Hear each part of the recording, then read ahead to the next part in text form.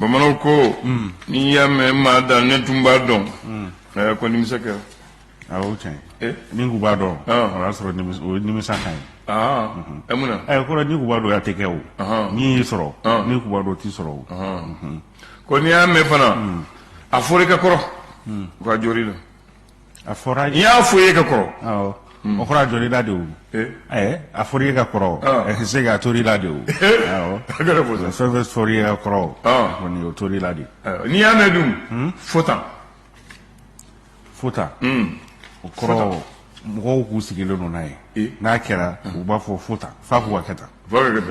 o kɔrɔ i ladira ka dɛsɛ i ma ladilikan mɛn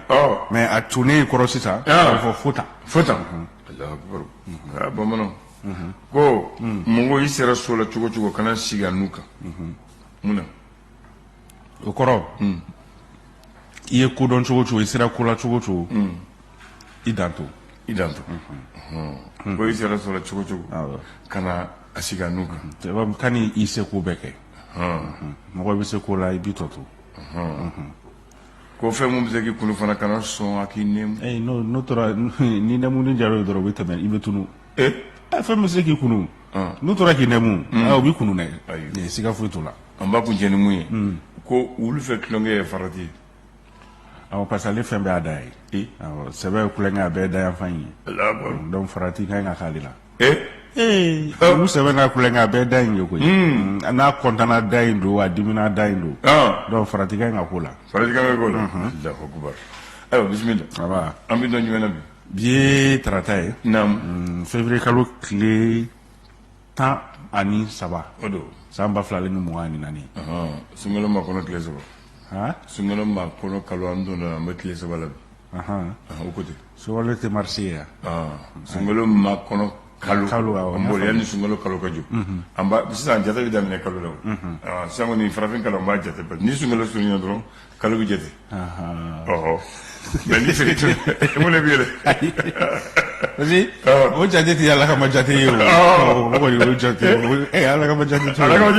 dɛ u bɛ jate de a bɛ jate mɛ n'a tɛmɛna jate bɛ bila voilà n'i ye farafin ye ka jate bila dɔrɔn sunkalo ma kɔnɔ sunkalo surunya an bɛ jate minɛ o kalo kɔni i ma sidi fili o tiɲɛ o tɛ wa o don ok ayiwa an b'a daminɛ l'histoire faso ka fasiri ale ye mun fɔ esɔr ale kumana fɛn min kan o de ye sariya sunba min ni ale kɔni baaraw kɔni kɛra jamana ɲɛmɔgɔw kɔni fɛ a bɛ fɛn min ma ko 4e république ale kɔnɔna kɔni fɛsɛfɛsɛli a bɛ fɔ min ma ko relecture ale baaraw kɔni k'u bɛ senna olu kɔni kuncɛra o senfɛ o kɔni ye a kopi kɔni min ni o ye gafe kofɔlen kopi kɔni dira jamana ɲɛmɔgɔw kɔni ma baara ninnu kɔni k'u ɲɛmaa bɛ maa min bolo o de ye professeur Fuseni Samake ye esɔr hali bi an n'a bɛ to ɲɔgɔn fɛ min ye dugujukɔrɔ fɛnw olu kɔni bɔli ko yɛlɛmaba minnu kɔni bolodalen don ko a yɛlɛmaw kɔni bɛ sira ɲuman kɔni kan esɔr hali bi an n'a bɛ to ɲɔgɔn fɛ jamana sabaw ni o ye alliance des états du sahel ko olu kɔni ka fanga olu ka bolo di ɲɔgɔn ma a bɛ se ka wara cogo min na ɲininkali kɔni tɛnku sɛmɛnen bɛ esɔr ale ka laseli don. L'indépendant ka laseli ye jumɛn ye indépendant ka laseli ye min ye fonction publique ale concours min kɔni kɛra san 2023 hukumu kɔnɔna na ni concours kofɔlenw kɔni annulera jamana ɲɛmɔgɔw kɔni fɛ hukumu kɔnɔna na ko cadre mɔgɔ 10 min ye ministère du travail kɔnɔna na ko o mɔgɔ 10 olu kɔni bilala garde à vue kɔnɔna kunungo mɔgɔ ta kofɔlen na ko n'i y'a ta k'a lajɛ min ye ministre so kofɔlen yɛrɛ chef de cabinet o bɛ a la ale ni chargé de mission 3 fo ka taa se lieutenant colonel kelen ma ni o bɛ douane yɛrɛ kɔnɔna na o ye doyen kɔni ye ale ni directeur du centre national de concours cakɛda min yɛrɛ ɲɛsinnen don concours kɔɲɔw ɲɛnabɔli ma o directeur olu kɔni bɛ cadre kofɔlen minnu bilala garde à vue la kunungo indépendant hali bi an n'a bɛ to ɲɔgɔn fɛ cakɛda min bɛ n'a bɛ fɔ ma ko transparency international ale ka classement kɔni kɔnɔna na san 2023 ko ni Guinée Bissau kɔni bɔra la UEMOA jamana kɔni kɔnɔna na ko Mali kɔni jamana kɔni ye yurugurugu jamana kɔni UEMOA kɔnɔna na ko ni Guinée Bissau bɔra la ko Mali kɔni ɲɔgɔn jamana tɛ yurugurugu bɛ yɔrɔ min na hali bi ani indépendant bɛ to ɲɔgɔn fɛ min ye jamana saba kɔni ka bɔdi CEDEAO kɔni na hukumu kɔnɔna na Patrice Talon ni ale Benin jamana ɲɛmɔgɔ ale kɔni bɛ ka welewlemada kɔni kɛ jamana kofɔlenw ye k'u ka segin ka na wasa bolodi ɲɔgɔnba tɔn kɔni bɛ se ka sinsin CEDEAO ale ni UEMOA jamanadenw olu ni ɲɔgɔn cɛ cogo min na ɛnipana ale ka laseli don. ayiwa l'indicateur de renouveau ale ka laseli ye jumɛn ye? Indicateur de renouveau ale kumana fɛn min kan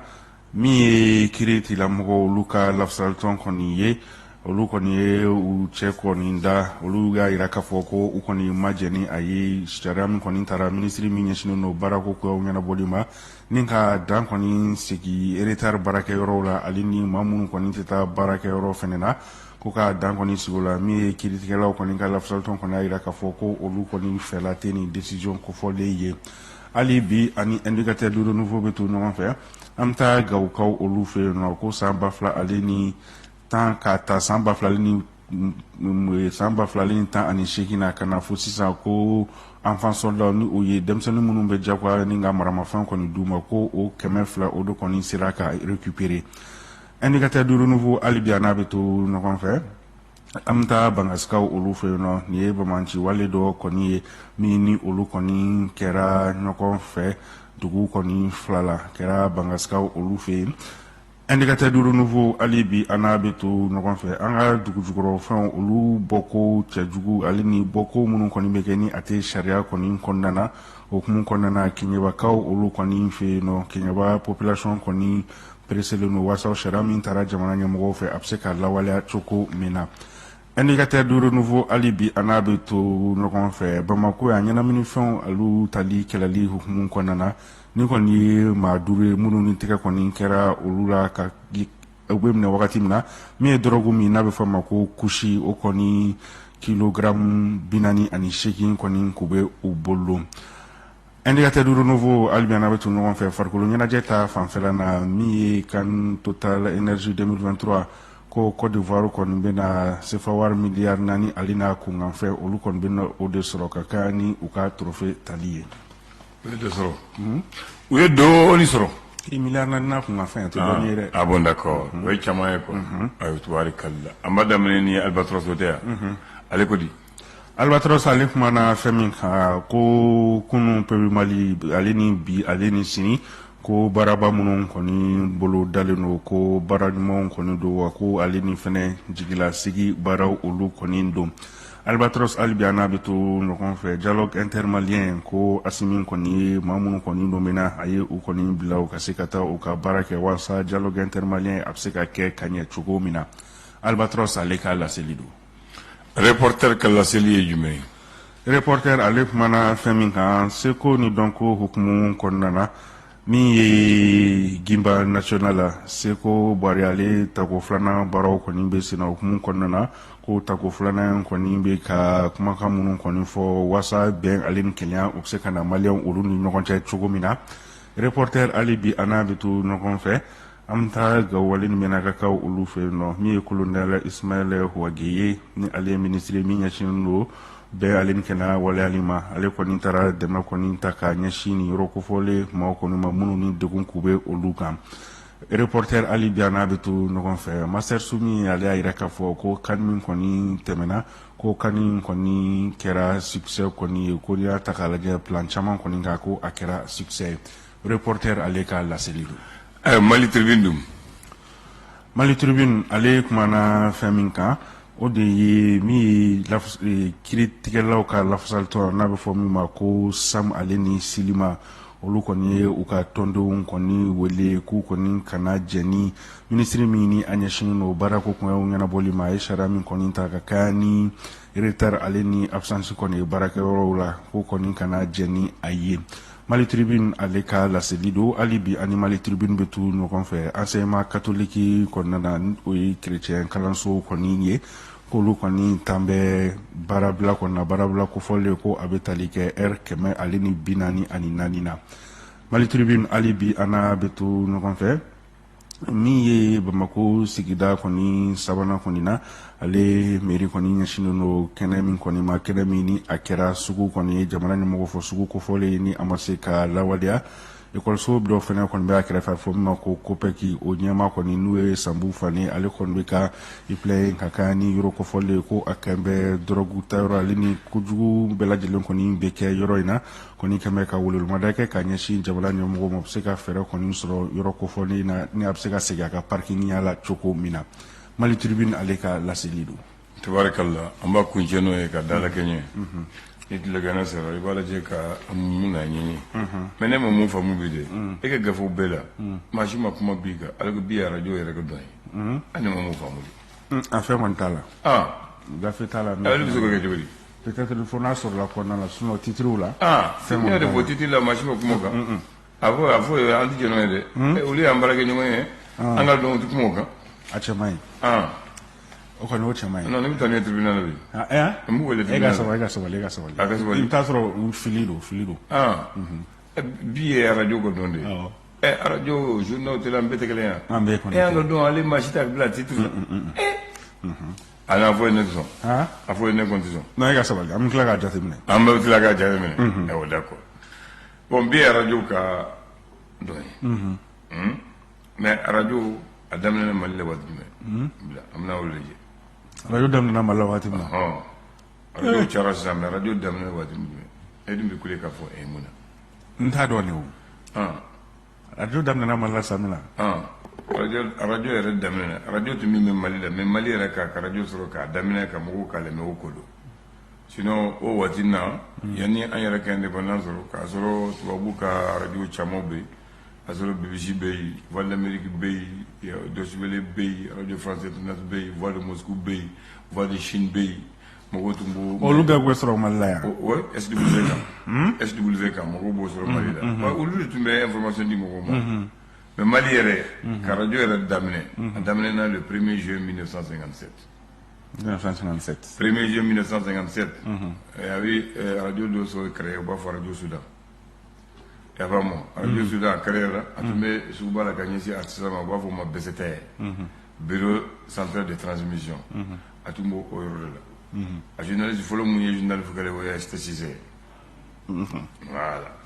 a ɲagaɲaga yɛrɛ kɛra le 4 septembre 1957 waati min na radio nin dayɛlɛ a y'a sɔrɔ an yɛrɛ mahɔrɔnya ta an tun bɛ jɔnya juru la i y'a faamu mais o radio nin fana a émetteur tun ye 4 kilowatts maintenant ale bi kuma 6 heures par jour soit 48 heures par semaine a tun bɛ kuma dɔrɔn 6 heures par jour et puis ça ne couvrait que le 1/10 du territoire donc a tun tɛ yɔrɔ bɛɛ sɔrɔ voilà maintenant an ye indépendance ta waati min na 22 septembre 60 o y'a kɛ radio Mali donc a bɔra Radio Soudan ka kɛ radio Mali toujours a bɛ Bester la suguba la sotelma bureau min na ka ɲɛsin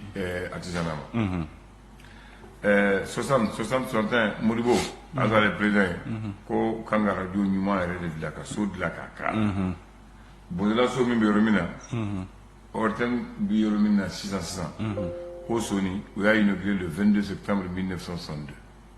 ORTM bɛ yɔrɔ min na 62 22 septembre 62 Modibo yɛrɛ de y'a inauguré cɛ ja bila so tɛ koyi bila ko so tɛ dɛ maintenant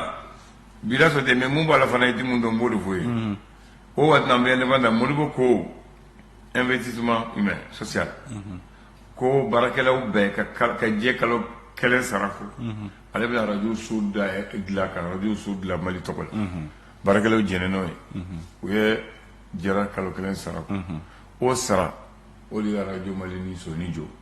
ka équipement kɛ ka baara daminɛ wari mun tora Modibo y'a di ma o k'a kɛ fond de roulement ye olu ko ye baarakɛlaw ye n'olu ko ye baarakɛlaw ye en 1962 donc u b'a fɔ radio Mali radio si tun tɛ Mali kɔnɔ mun bɛ kibaruya di ni radio Mali tɛ maintenant taalen ɲɛfɛ en 1983 a tun bɛ radio Mali 1983 22 septembre 1983 Kadhafi ɲɛna ma ka télé d'a ma Fufalaki k'a fara a kan ko radio Mali 1983 donc Kadhafi ala k'i nala ale de ɲɛna ma Fufalaki ka télé d'a ma ko a ye nin fara u bolo kan ka fara ka radio kan parce que k'a bɔ kilo la dɔrɔn ka jaafa a kan ka ɲɛ fara a kan donc ale daminɛ 83 au lieu de k'a fɔ radio Mali o ye TK la au lieu de radio Mali ko radio et télévision du Mali RTM RTM awɔ journal fɔlɔ mun kɛra ala k'i hinɛ Babata Kamaïssa la ale y'o kɛ